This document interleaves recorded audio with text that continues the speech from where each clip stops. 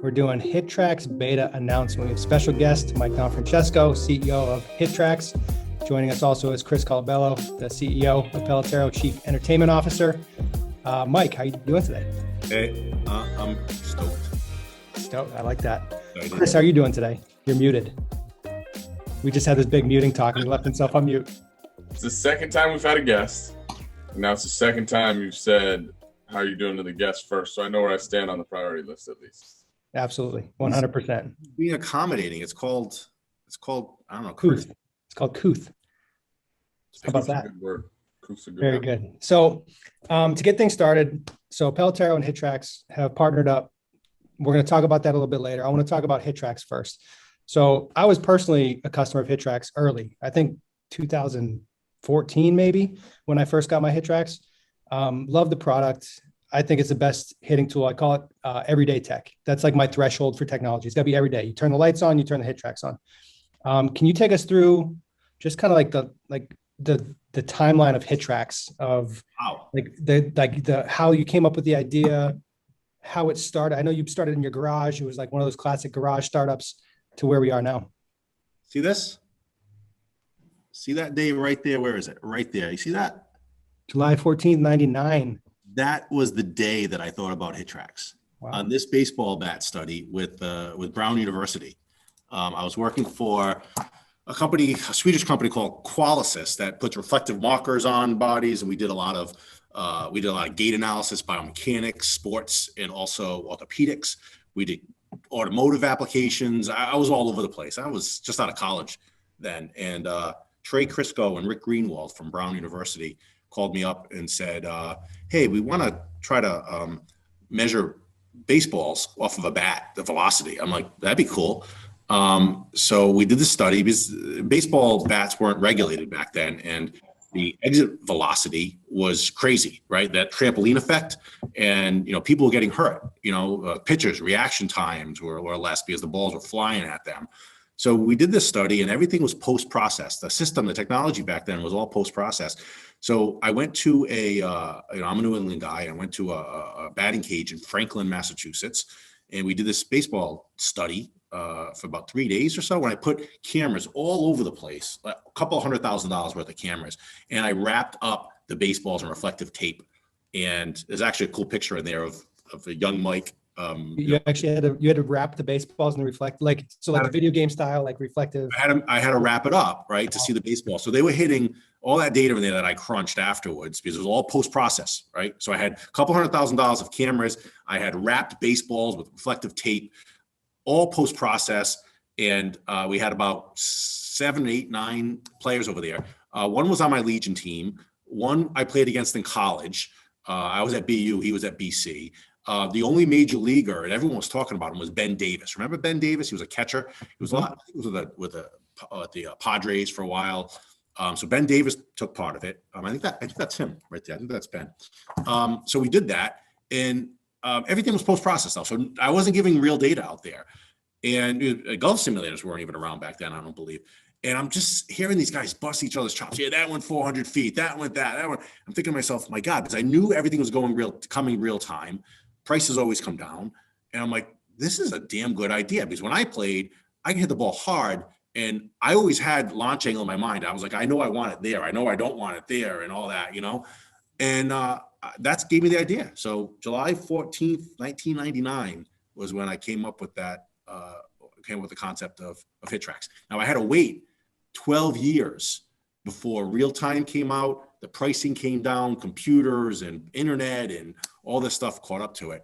And that's when we went in the garage in 2000. I woke up on a Saturday. My company was being sold and I was going to be out of a job because I was a business development person then. And it's not even my own gig, and I woke up that Saturday. I'm like, I think I could do it now. And so I spent 2 years in a garage with my partner, who was a software guy. I'm not a coder, he was. And we spent 2 years in the garage in 2010, 2011, and came out with the product in 2012, I believe, 2013. And the beauty of all this is you needed to know me to get that book that you just showed. That was about you. Because without me, you wouldn't have that book and all the memories. This is courtesy. Calabello, CC, gave it to me about a month ago and said, hey, what is this? I'm like, dude, this is the birth of HitTrax.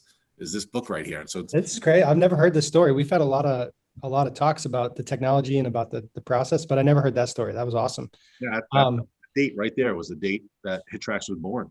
And I mean, all these metrics, when you first started HitTrax, exit velocity was not a thing. Launch angle is not a thing. No. If you watch a baseball game now, every time a guy hits a home run, they hit it at 113 miles an hour at this distance. It's so normal now. In 10 years, it didn't even exist. No. What has that been like for you to you've crazy. So last night Judge hit a ball 109 and went 425 feet of right center or center field. All that's done instantaneously, which is awesome. A lot of great technology out there. We were kind of the first. So TrackMan was, I think, pretty much the first. Kind of funny, the previous company, I used to get phone calls all the time. And I remember one guy calling me up from NBC saying, can we track a golf ball? And I'm like, damn, that's a great application. I saw it immediately because when you watch golf on television, it's like, you don't know where the hell that ball went. It was just, back then, it was just like this blue sky. And they just showed it there for like a couple of seconds. And I said, I can't do it. But, we went over the applications. And that's how TrackMan and FlightScope were born. That whole back and forth story between those two companies. So I think TrackMan was the first with this, and then we came out. I think we were the ones that pioneered. We are the ones that pioneered a commercial application. So for the batting academies that you had and all that, HitTrax was the first. And Chris busts me up now because I still kind of refer to it as exit ball velocity. And we called it exit ball velocity, and then we used to call it elevation. Instead of launch angle.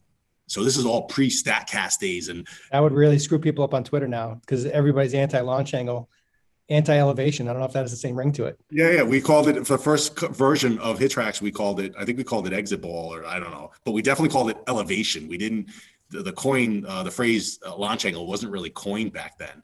And then we changed it, obviously. I like those way better. I like exit ball velocity and elevation way better. Exit ball. I think it still comes out of me every once in a while. You call me out on it. Every single time you say it, that's what you say. No, it's when you get into the moment. That's your normal. That's your reference point. I like it. I'm on it. I don't know, the phrase old dog, new tricks. I don't know. Yeah. So how about, I want to get into like controversy and struggles, I guess, that you had introducing this to people. I went through it from the hitting side, from a swing mechanic side. When I started talking about things differently, you get a ton of backlash. People call you an idiot all the time. What was your experience trying to introduce these things and make it? Because initially when you started selling these, I remember the packet that I got, the email was like birthday parties and like home run derbies and hitting leagues and stuff. And my style of facility was way more player development focused and instruction.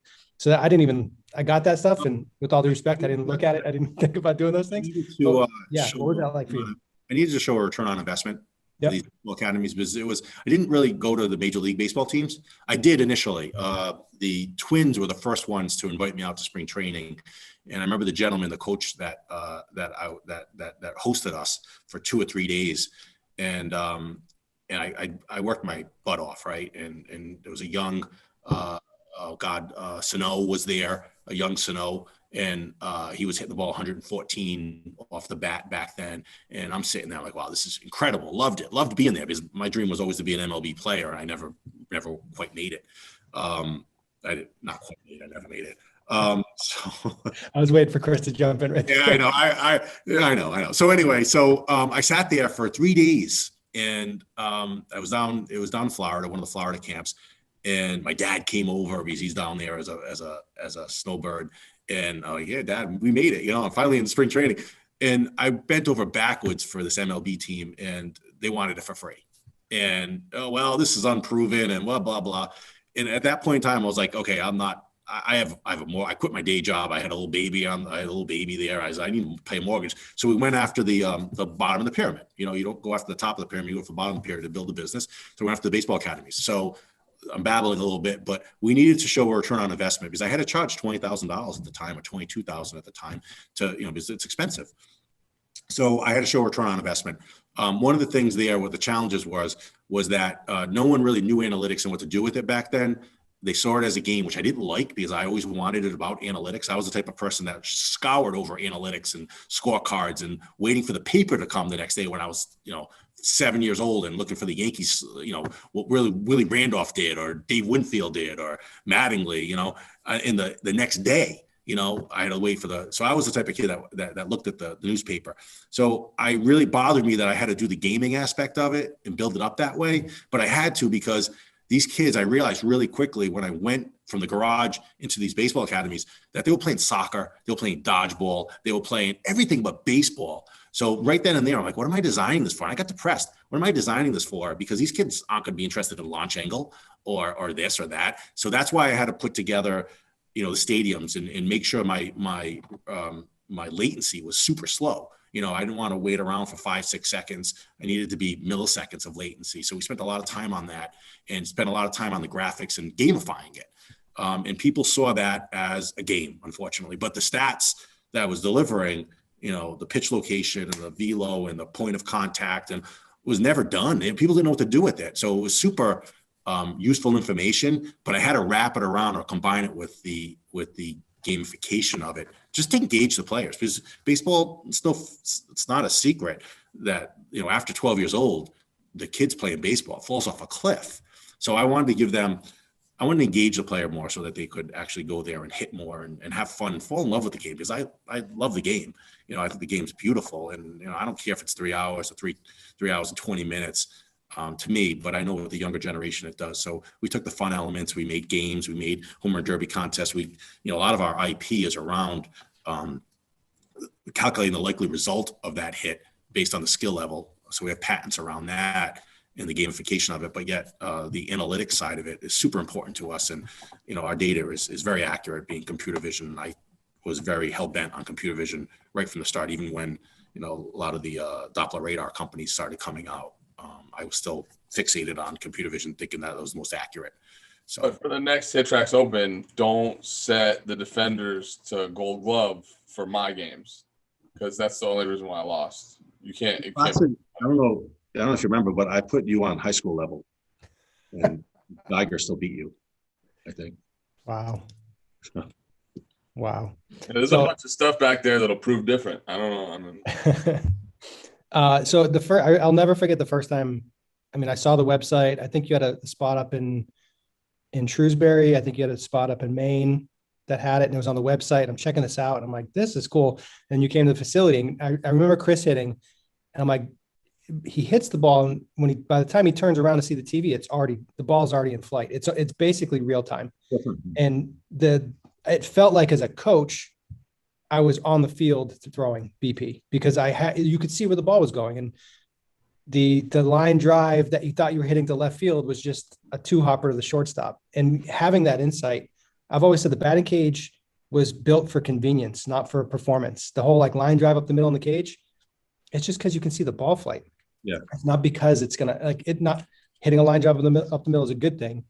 But when you see the launch angle and you start to understand, where do I need to hit the ball to be successful, it makes it so obvious. It is entertaining, but I think the gamification of it, people get hung up on that and don't realize how powerful that tool is, because some of the stuff that you guys have added over there, the point of contact stuff is incredible. Pitch descent angle, I can throw BP as a pitcher and watch the descent angle that I'm throwing at. You can see the angle of the incoming pitch. There's so much stuff in there that people don't even know to utilize, because they just turn on, they just want to hit. And what are some of your favorite features that you guys have brought out over the years? So all the launch angle reports early on, we started working with people like yourself and the early adopters and the elite level power users, and just digging into launch angle and showing the benefits of that early on. I thought was pretty cool. Point of impact you mentioned, I thought that was pretty cool. The catcher's module we added to measure pop time with the same unit, and of course arm strength and transition time. I thought that was very cool. We just added auto replay for video. We did video. That was an add-on. Then the auto replay of that we introduced last year. People really like that. That's been called a game changer. And we added different modules or different views of the software, and taking off the stadium view, the real-time view, and just giving tiles of data, because people don't want to see that. They want to just see the data. So we've done that in the past. We're constantly evolving all that, and you're going to see that continuing. So I think point of contact was people enjoyed that the most, maybe within the last 2 years. That's been a differentiator and something that too many people provide or have access to, where that point of contact is. So that's probably been the biggest thing from us, but more stuff's coming. Mm-hmm. So let's start digging into what we're doing together. I feel like I wore you down over the years. I would come down to the office. I was pretty close to you. Could take a drive and see you. You guys were always super responsive to feature requests that I had, and I always appreciate that about you guys. And then my journey as a hitting coach, working with players like Chris, trying to use the data more efficiently. And for me, like the technology had to catch up with what I was trying to do, because I tried everything, all the bat sensors, the motion capture, pressure stuff on your feet. I bought batting gloves that had sensors in the hands because I was trying to look at finger pressure. And as a coach, I started running into problems with trying to manage all this stuff. And how do I best use this data without killing myself, staying up till all hours of the night, trying to manage data feeds and pull it all together and make sense of all of it. So we started talking about stuff, and Chris actually designed the hitting assessment. So I'll let him talk about it, but essentially I'll do my best to summarize what we're doing together. We've created a module, an application that's within HitTrax that's going to be released within the HitTrax software that you can go into kind of the Pelotero app, get assessments on your hitters, and then create customized hitting programs basically in seconds based off the data that you're generating with your assessment. And for me as a coach, one of the tipping points for me as a coach, you talked about the story with putting a reflective ball on the tape on the ball. Reflective tape on the ball. Yeah, just let me go. Exit velocity. When I threw in the home run derby, when I turned my phone back on after that in 2015, I turned my phone back on. I had 700 emails from people that said they wanted to work with me. And I was like, what? 700? Yeah, 700 individuals. And like sitting down and trying to reply to that and try to it was just completely overwhelming. And that shifted my brain to be like, all right, I need to find something that's scalable. I need to find a way to actually work with people that I don't have enough time to work with that many athletes, but I want to be able to help them. Chris had been around all the time. We were really tight. Chris is a smart kid. So we started talking, started trying to game plan, talking to you as much as we could. And what we've created is this really awesome assessment. And this is we're just like a baby that's learning how to roll over right now in terms of what we think we could do with this and with your help as we go along this journey. But to be able to do an assessment in about 15 minutes, to get super specific feedback about what that player needs to work on, and then be able to click a button and get a program generated. I'm so excited about the tool that we built and to be able to integrate it with HitTrax. I don't know if you want to say something there, if Chris wants to talk about the assessment specifically, but let me give you my take on how we've come to this. So yeah, agree with you 100%. You were an early adopter, and we relied or leaned heavily on yourself and several other instructors, facilities that were power users to really evolve the product. But the one thing that I played ball in college 100 years ago, and I was never a coach, and I was never a professional player. So I knew that I had my beliefs on how people should be hitting, but back then there were different philosophies out there. And I remember arguing with people about trying to just maximize your exit velo at certain launch angles, never mind swing down or up on the ball and all that. And I'll bring physics in there, and they would just yell at me and stuff like that. So I knew to stay clear of that. And so HitTrax has always been, here's the data. We want to give it to you in incredibly fast and accurate time for immediate feedback. We're going to wrap it around with analytics and all these features, but I never told you what was right or wrong. I left it to the customers. Now we're at a point, and this has been going on for a couple of years now in talks with you and Chris and others of trying to bring that type of instruction, that expert instruction, into HitTrax. Is something I was very, very interested in doing, and very proud to work with you guys with this.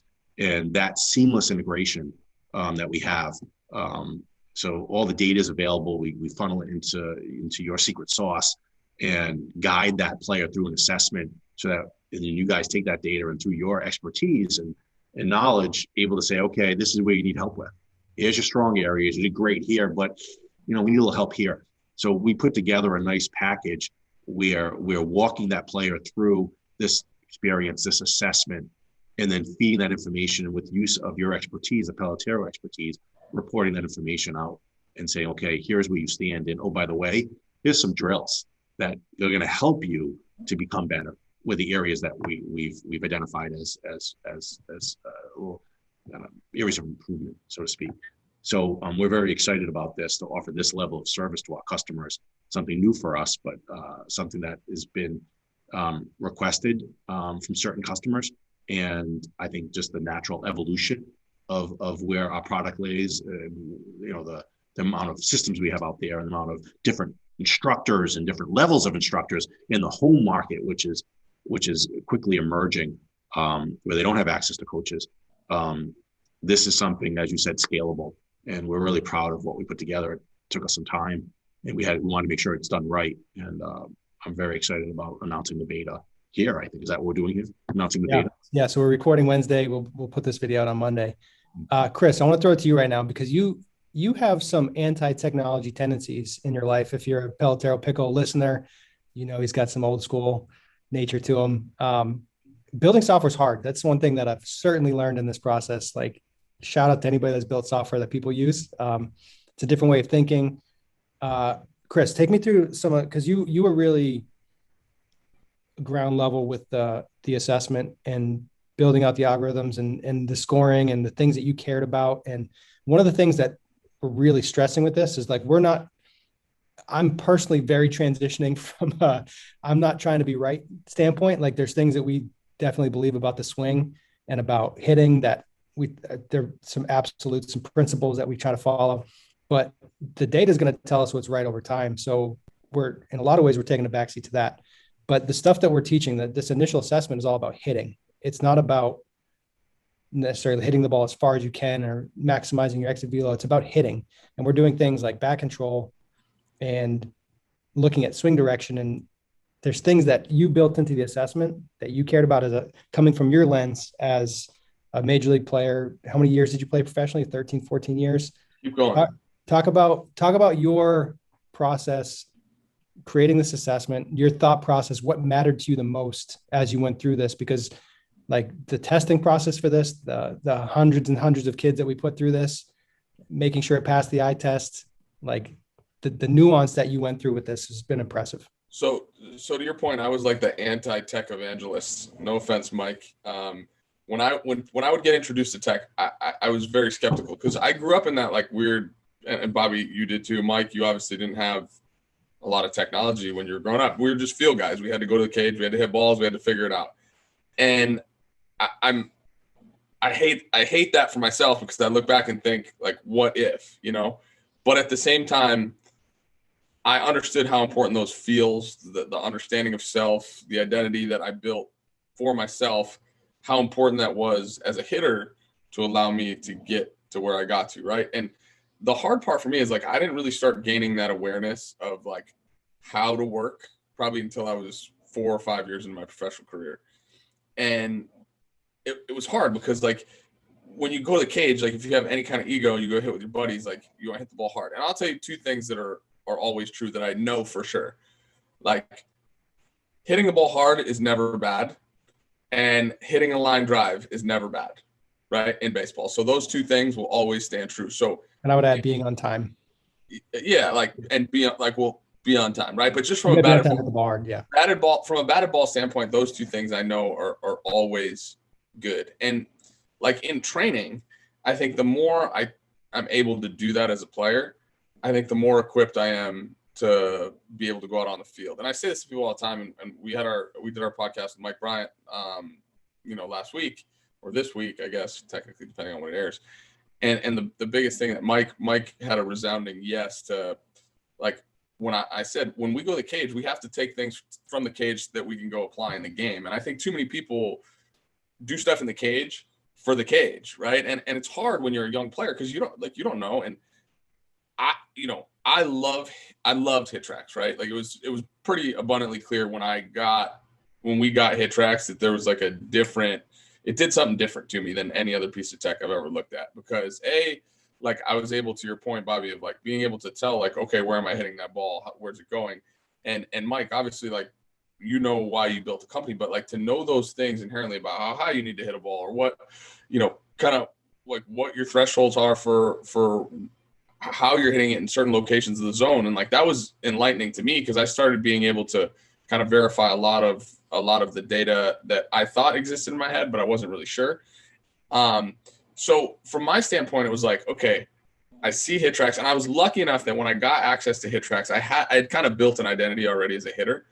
And I was able with your help, Bobby, to take the data and really like, let's deep dive into it and like understand how to become better hitters because of it, because it can be scary to be and I think that when I was 12, like I would have just like gotten drop and drive mode most of the time and been like, oh, I'm gonna see how far I can hit it, which is, it's good to know how to do that.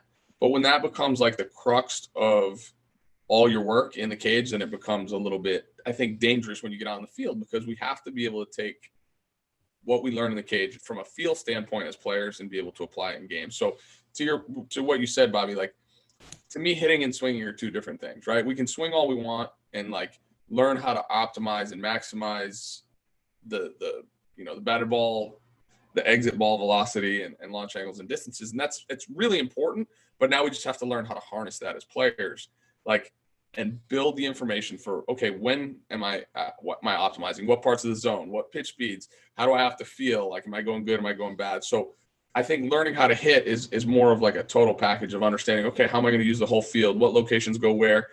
And to the point of, youth development, I think it's really, really important. Number one, that we create like a lot of self-accountability for the athlete. And I think what we've built together allows for that, because now we've incorporated some things that allow the athlete to say, okay, hey, here's your workout plan.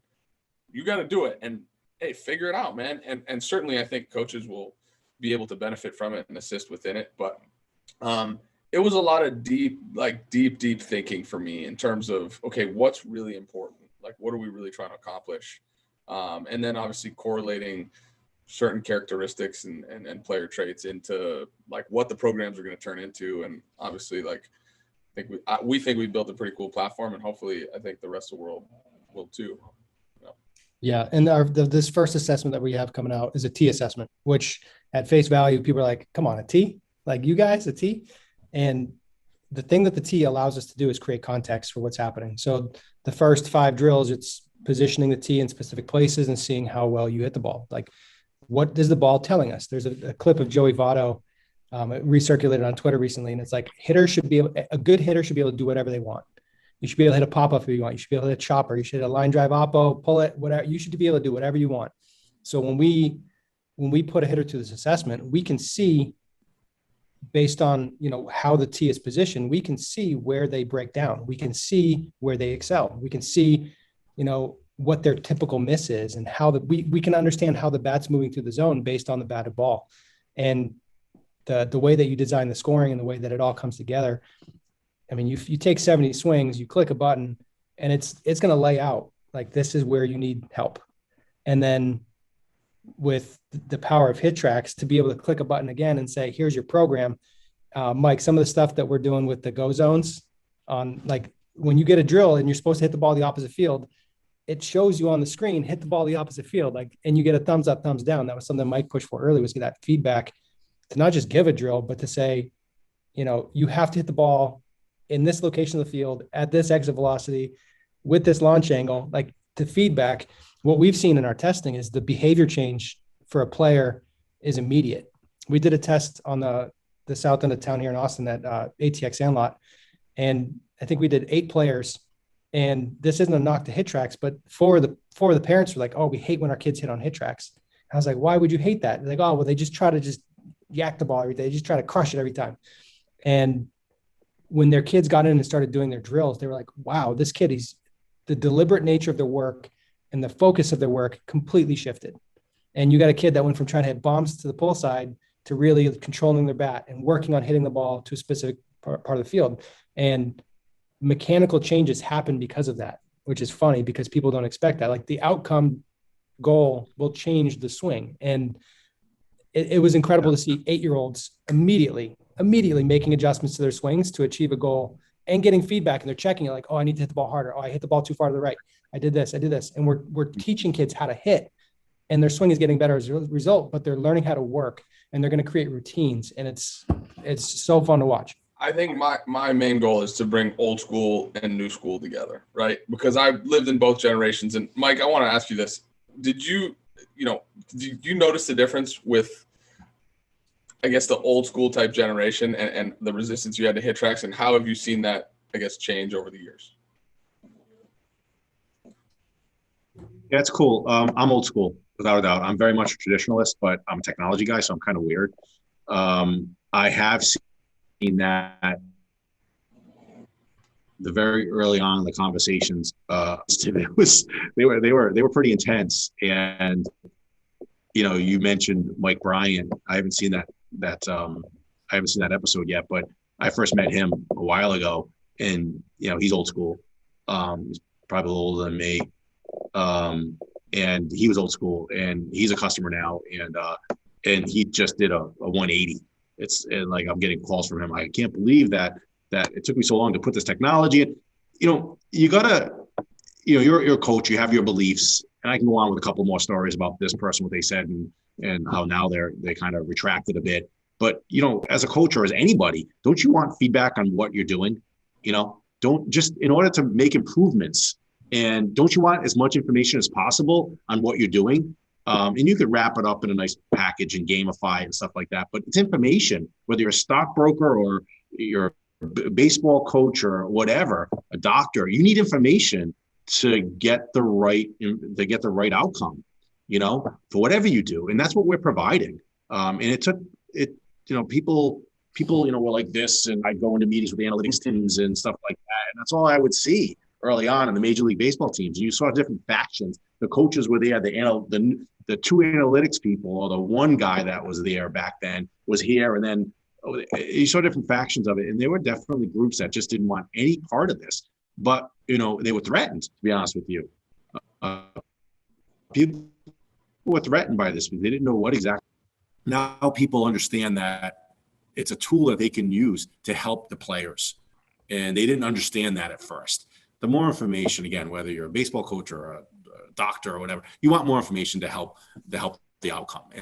And that's what people turned on shortly after StatCast came out. It flipped, and whether it was fear of being left behind, or whether they really got it, that they knew that this could really help in the long run. That happened a number of years ago, but at first it wasn't like that at all. Yeah, it's the industry has changed so much in the last 10 years. It's been pretty interesting and wild to see how receptive people have been. At first it was like you said, the arms crossed, I staunchly against stuff, and now it's you need it. I want to shift gears a little bit, because we've been talking about the athlete a lot and how much it's going to benefit the athlete. I want to talk about the HitTrax customers, the people that have made that investment. We talked a little bit about return on investment initially when you were just getting this thing out, doing the leagues and the gameplay stuff. I'm excited. I'm really excited about the opportunity we're giving to coaches to help their players and to change essentially how they could change how they run their business by streamlining their assessments, by getting more players through the door. Mike, how do you feel? Like, what's your perspective on that? Because I think we're obviously building this product to help players and coaches, but specifically for your customers, how do you see this opportunity playing out for them? Yeah, I think it's something that is going to evolve. And, I think there's different types of customers. First off, we have different types of customers. So we have the power users, and then we have, which is minority of our customers. So maybe top 5%. I'm very curious to see how they react to this. And then the majority of our customers, batting cages, or they may have one hitting instructor or no hitting instructors or whatever. I think that's going to blow up. That people are going to be like, okay, now you can go. You're telling me you can come in here and assess a player, and then assign drills and monitor all of that at the cage or even outside of the cage. I think that's going to be a home run, right? I think that's going to be very widely accepted by a majority of our customers. So this is something that we're going to roll out, and it's going to be available to all of our thousands of customers worldwide, right when we turn that update on. So it's going to be fun to watch. I think we built a very intuitive product where they're going to be able to seamlessly introduce it into their program. So a large majority of our customers, I think it's going to be very well received widely. The top tier of our customers, it's going to be really interesting to see how they accept it or how they adopt it into their technology too. So is it useful? Is it not? Is it all that. So you might still get some of this going on. I'm not sure, but and then the colleges and maybe even the high schools, of course, I think they're going to be welcoming this. I think people are more open-minded. A majority of people are more open-minded than they were several years ago. You know, it was me versus them type of mentality. And it's not so much anymore. I've seen that change over the last couple of years as well. So yeah, I'm excited to see how this evolves. You know, we've obviously made a big investment in this, in developing it, and this whole it's a shift in our platform and our concepts, business models and stuff like that. So we made a big investment. We did it with feedback and with some knowledge. You just don't win stuff blindly. Sometimes you do, but this one I didn't. So it's something that's going to be received very well by a large majority of our customers. I'm looking forward to it. Yeah, the people that we've talked to, the people that have been testing it for us, there's like the travel teams. A lot of facilities have travel teams now. So you got like 100 kids coming together, like 8 or 9 teams. You get 100 plus kids, and managing that volume of athletes is very challenging. So something that they're telling us they're planning on doing is they're going to do assessments monthly and build out the programs for them monthly, and they'll be able to track their progress. They'll be able to see how they're advancing, continue to address their needs. But the programs that we build will scale up with them. They get more challenging. There's levels that they can kind of advance up on. So the travel teams, the facilities that do memberships, Dustin Geiger next door, he's a very good hitting instructor, and he's using the assessment with all his new customers because he can assess them and program them, and then they can follow the program. And maybe they only come into the facility once a week, but they can keep doing their program at home. So the private hitting instructor, the team coaches, the facility owners, and then the college coaches we're talking to are very excited about it because they can send their players home on break and have a plan and track it, and to have access to them and to make sure they're doing their work and staying on plan is really powerful for them. What was pretty cool was the feature that you have for customizing the drills. So we can just do a quick assignment and get some drills out there. But then for more advanced users, you put a customization option in there where they can pick and choose the drills that you recommend and put the program together themselves. So I thought that was pretty cool. That's a nice feature that we have there. Yeah, the platform we built that supports what we've built with you is very powerful. And, you know, that 5% of the, you know, those power users that you have, if they're not inclined to build their own software package and work with you, they can build templates with us if they really want to, where they can customize the plan for them, for their facility. So you don't have to use our stuff necessarily. You could build your own templates and take advantage of the assessment we've built. And like I said earlier, we're the baby that's learning how to roll over right now. We're going to learn how to crawl, and we're going to learn how to walk. And well, that's how it is though, right? So yeah. We're that baby too, right? And we took the feedback in from all of our customers and made the product it is step by step by step. So, you know, this is the first phase. So we, you know, based on your expertise and based on our expertise, we put together something that we feel that is going to benefit people, benefit the players and the facilities, and, you know, and then we build from there. So it's part of evolving and creating a product. What I'm most excited about, and I think this is where it all kind of started from, and I think I just didn't get to put this in the part before, is I remember being a kid, right? And I would go hit a lot with my dad, or, you know, just go to the cage by myself and turn the iron mic on or put the tee down or whatever it was. And I never really knew what to do, right? Like I just try to figure out how to hit the ball. And I think there was it was probably like 4 or 5 years ago, Bobby and I were talking, and I always used to ask Bobby, like, why don't we give these kids, you know, why don't we give them their own programs, right? And we always kind of were reluctant because we looked at hitting as like an art. And I think of hitting as art, right? That's kind of how I look at it, where, you know, you're always trying to like just paint this like perfect picture and stuff like that. And then it was amazing, like, you know, the model at your old facility, Bobby, was, you know, guys would come in and you just do your work. You come get your swings. It was open cage time. You had members come in. You could have 4, 5, 6, 8 members at a time, a couple cages. And it was funny to see, like, we had like our top end guys, right, who were very like locked in, like knew their own plans, like wanted to paint their own picture. And then like 95% of guys were just kind of going through the motions. And I don't necessarily think it's their fault, right? Because they probably just don't know yet. But it was amazing. I think you had gone to ABCA. It was 2017, maybe, or what, I can't remember what year, 2016. And I just decided I was going to put like some random drills up on the cage. And it was amazing to see that transition in the way the kids did their work, because they're so used to being told what to do at school or their homework or whatever. And like all of a sudden I put an action plan up on the board, and it was just completely random. I just picked random drills, and I felt bad doing it because I was like, well, this guy doesn't need this drill, and this guy doesn't need that drill, and this guy doesn't need that drill. But it was amazing to see their engagement, right? Like, it was amazing to see how they did their work.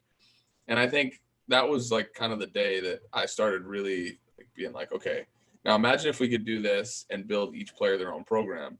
And, we always talk to hitting coaches all the time. It's like, I would love to be able to do this, but think about your private hitting instructor who's in the cage 6-7 hours a day doing lessons. And then like, that guy's got to go home and think about each individual athlete. Let's say he's seeing 50, 60 individual hitters a week. It's just a big task, right? What I'm excited about most is facilitating that guy's life, the coach's life. And from the team perspective, obviously, like being able to create a custom action plan for every hitter so that they have their own routines that they can start building. And then from the player standpoint, having something that, is going to go with them. It's just, they're going to see it all the time. It's going to be available to them in their, in their world, in their purview. And then the ability to go have your program on HitTrax and do it on HitTrax, which we all know is the coolest thing ever. Like, cause I'm jealous that I don't have a program right now. So I was thinking about going to do my own assessment today, just so I could have my own go zones. We could do that. Yeah. The one of the questions that we always get when we tell people what we're doing is like, oh, you're trying to eliminate the hitting coach. And we're like, no, absolutely not. This helps the coach. When we started programming athletes, and I was the same way with you, it's not like a lifting program where it's like do 3 sets of 10 squats. It's like, yeah, you just throw the weight on the bar, you do the squats. There's not like the nuance to it. I think the best athletes are thinking through that and they're focusing on specific things. But hitting is different. It's variable. The ball's coming at you. You got to react. You got to respond. So the thing about programming athletes and using this in a private instruction format or even in a team format, when you give kids drills, instead of being like, oh, do a T drill, like go hit off the tee. It's like, no, the assessment said that you struggle on pitches up on the zone. So you're going to do a high T drill. And your focus is going to be this, hitting the ball down from the high T. So, when you give that kid the drill, they're working on something that's appropriate for them. It's specific to them. And then if you're coaching them in a private hitting format, you're not just making it up on the fly. You have a plan. It's connected to assessments, but then you can coach within the drill. Because if I give a kid a high T drill and I know he misses under, he collapses, there's cues that I can give that player that's going to help them even more. It's just going to give them structure. And it's amazing. Like Chris, what you're saying, you give a kid a plan and all of a sudden all that lost time in between, the kind of just loose nature of kids showing up to the cage and just kind of being there, they get laser focused. They dial in, they have a plan. It's like, just, they see what they're supposed to do that day. And kids need to be told what to do a lot of the time, and giving them a plan, giving them direction. It gets everybody on task in a way that's, and if you go from having it to not having it, you're like, I need this back in my life. The funny thing is, it's not just kids. Some adults need to be told. Most adults need to be told what to do. Like, big leaguers need to be told what to do. Hey, what time's the bus? Tell me. Like, I don't come up with the bus times. It's just, as athletes, I think most guys are bred to just be told what to do and go do it. They're really good at that. Like, you've seen that transition in the strength and conditioning world, right? Like, how many high school kids are working out at high level strength facilities and doing, like, they have programs, right? Like, and these guys are becoming savages. Like, athletes are becoming savages. And I think, like, I see more physicality and athleticism in younger people now because they're committed to nutrition. They're committed to their plans, but somebody's giving them their plans, right? They're going to experts, so to say, to build their plans. And I hope in some way we can help shape that too. I'm really excited about it because I think it covers all the things that we've kind of, touched on. So it kind of went back. We kind of did full circle there when I said that, 8-9 years ago, people were threatened, but they didn't want the information, or they thought they knew better and stuff like that. And that evolved. This is kind of the same thing, isn't it? It's you're giving information out to people, and it's how they can utilize that and build it in part of their program and go from there and build off of it. So it's kind of the same thing. And I think that's like that with every technology, and how every technology, you realize how useful it is. And I didn't think iPads were going to be big. when I first came out with it, right? I have a laptop. What do I need an iPad for? Now you can't live without it, So it evolves. That's part of the whole thing. Yeah. One of the biggest focuses we have with Pelotero, I started calling it the now what problem. So you get all this data, you get all these reports, you got all this stuff to look at. And it's like, all right, now what? What do I need to do? So if you get a launch angle report, it's like, great, this is really cool. How do I fix it? Like, what do I need to do? Now what? What do I do? So the transition from reporting to programming to make that data useful, the use of context. And one of the reasons we started with the T drill is because we can force contact point. We can require that. So we have context every single swing. We started introducing a moving ball and things get sketchy because now we need a coach to throw to a specific spot. Are we testing reaction time and velocity capabilities versus pitch location stuff? And then you start doing moving ball. The stuff that we're working on next is, we're very, very excited Super top secret and confidential. Yeah. The stuff we're working on now is really exciting. The stuff we're executing on now is really exciting and very, very helpful for players of all ages. The stuff that we will be able to do moving forward is pretty exciting as well. So I think with that, we can kind of wrap this. Mike, I just want to say thank you for believing in us, for giving us the opportunity to work with you, and really excited about the partnership. This process has been challenging and fun, and it's a whole new way of thinking, and it's been great. And we're really looking forward to getting started and to just keep building and helping people. Excellent. Yeah, us same here. You guys, the feedback you guys gave us early on was, just help improve the product, and this has helped improving our services and our customers, and you guys have your expertise, and now you're scaling it. You mentioned the word scale. And that's something that I've always mentioned to you guys is how do you scale things? And you guys built a really nice product, and now we've integrated that really nice product seamlessly integrated into our technology. I think we came up with something that's pretty damn cool. And we're really excited to launch this in the next week. This beta program, I guess maybe when you see this, it might be the launch date. So we're really excited about it, and seeing it continue to grow with new development that you guys do, and we'll offer it on the HitTrax platform. So, thank you guys. You guys just made me tear up a little bit. I'm serious. It's been awesome. You're invested. Good. Yeah. So we've got some beta sites that we've already locked in. I believe we're going to open it up to a few more people that if you reach out to us, I'm sure we'll have a web form and a link set up somewhere so that people can apply or ask to get involved. But yeah, we're getting this started. It's been a journey. It's been really fun to see this thing come together. And again, thanks Mike and HitTrax and Tom, Eric, all the guys over at HitTrax that have been helpful and working with us, teaching us how to build stuff. It's been great. And obviously Jonathan Garza, our developer, has been tremendous as well. So yeah. You didn't say Yuri, man. That's dangerous. I wasn't going to say it. Yuri? Well, we've been working with Eric a lot more closely. I got to give Eric a shout out. But Yuri, he stepped in. Yuri scares me. I'll send him a bottle of vodka. No wonder why you should have said his name first. Exactly. The guy that scares you is always at the top of your list, bro. We've met with Tom and Eric every Monday, Wednesday, Friday for the last 2 months. Yeah, but it's all Yuri. It's all Yuri. Hey, Yuri. I tell Yuri every day is my favorite person in the office. I'm not afraid to say it either. Yuri told me today he was going to miss our daily meeting, and I'm like, okay. Whatever you say. Yeah. That's great. All right. Thanks, Mike, for joining us with this. Chris, producer Patrick in the background. Let's get this going. Clutch. And Clutch. You didn't say bye to Clutch. Bye, Clutch. Bye, Clutch. Hey.